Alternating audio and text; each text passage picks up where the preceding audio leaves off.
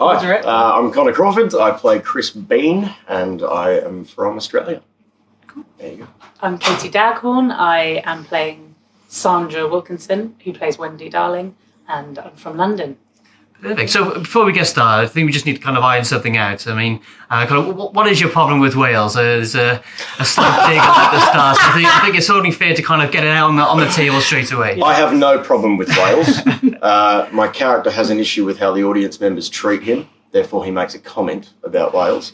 But as an Australian, I think the Welsh and Australians have a pretty healthy rivalry with the English. That's something we have in common. So we tend to take jokes about ourselves pretty well. You can unite over your common hatred for the English. And so far the Welsh have done well. So, yeah. That's good. I feel we can kind of continue in the kind of civil manner now. Exactly. Quite well. Yeah, no, I'm glad we cleared that up. Yeah. Perfect. So, I mean, obviously, the Mischief Theatre, just tell us, what's it like kind of being part of it? It's chaotic from the outset. Is it as chaotic, backstage?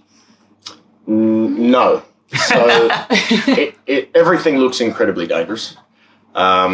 And there is an element of, if we don't do something correctly, then, I mean, as does anything in any workplace, has the element to be particularly dangerous. But no, we're a pretty tight unit. So yeah, I would say it has to be particularly set and really tightly planned and organised for it to look as chaotic as it does. Because when something occasionally does genuinely go wrong, that's when it gets a bit chaotic. Yeah. But it's also fun for us because it means we have to deal with it in the moment. But yeah, I would say it's very well planned backstage. Very well planned. It's a tight ship that Katie's running. So they haven't got a knack of kind of like recruiting kind of really clumsy bad actors. I hope not. No. I think the idea, it's the beauty of Mischief Theatre and what they've managed to create is that in order to, they're not necessarily, say, bad actors. No, playing bad. I mean, it must be hard to try and play a bad actor. Yeah, to make a mistake well is genuinely difficult because if you allude to the fact that there will be a mistake, then the audience can read it already, and it's not funny. If you say here's the joke, then do the joke, people don't laugh.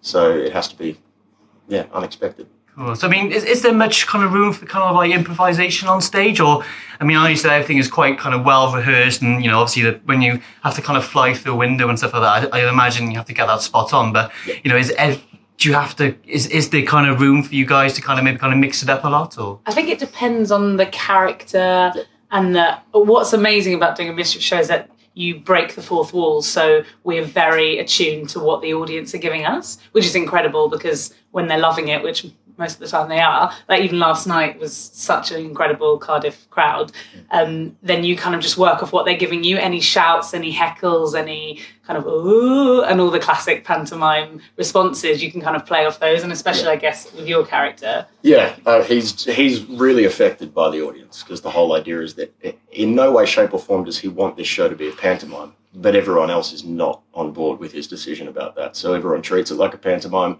and that crushes his big spirit. So yeah, I mean it's nice to have a rapport with the audience, a back and forth of when they're saying pantomime sort of call and responses.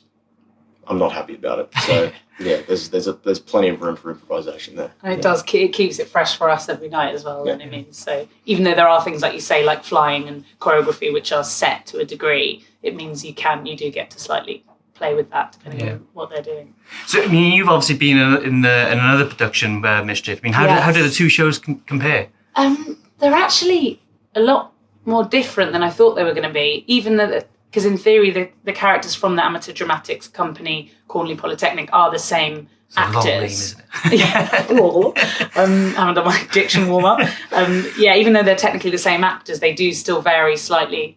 Especially, I think, with my character Sandra, she is quite different in this one. And obviously the role, Play That Goes Wrong, is very much a 1920s murder mystery. And where this is the classic family show, Peter Pan, the magical Christmas show, it means it's quite different. So, I mean, it's the same chaos and mad physical slapstick gags, which I love. It's the same fun. But no, there are differences. I think I prefer this one, actually. Yeah. Don't know if I'm allowed to say that. But yeah, I just, because everyone knows the story of Peter Pan so well, and it is such a magical story, and the fact that we're doing it over Christmas time, So you kind of, it's even more devastating when things go wrong, and that there's a lot of heart in this show. Like they are really, especially Chris and Sandra, really want to get through this show, and they want it to be the best production of Peter Pan that's ever been put on. So it's like when Tootles manages to finally get through the end speech, and everyone knows some of the classic lines from Peter Pan. It's just it's really beautiful. It's a true underdog story. And people by the end are actually genuinely, which you don't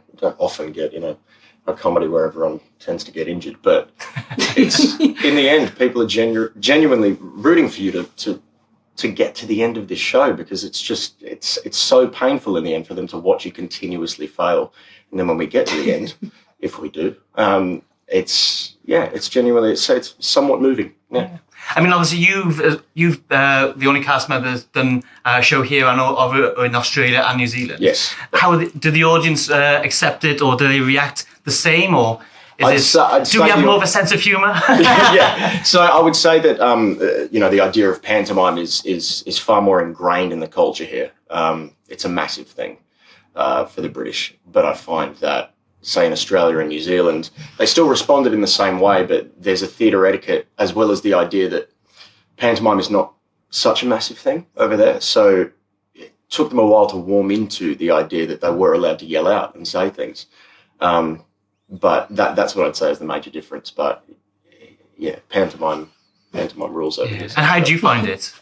Coming from Australia to work in the UK with pantomime. I love it. Yeah, I love it. I absolutely love it. I've enjoyed every moment so far, and what an opportunity to just explore the UK as well as work at the same time. Brilliant. And do such a fantastic show and make people laugh. Demolishing theatres along the way. Yeah, exactly. Yeah. Smashing the UK. Yeah. So, I mean, obviously, there's been queues going out the door trying to get tickets for this. And for people who, perhaps don't know what it is, just sum up, why should they come and see a Peter Pan gone wrong? I would say you won't have this much fun in a theatre. Well, I can't remember the last time I saw a show. Before I was in it, I saw a version of the show, and I thought, I haven't laughed like that in such a long time. And it was the same for a lot of Mischief shows, like Play That Goes Wrong.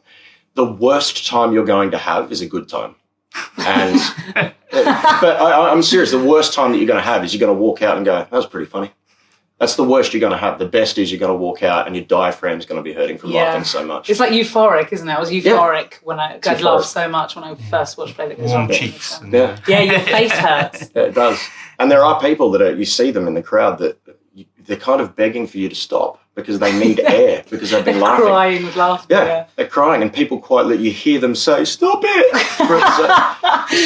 It's great.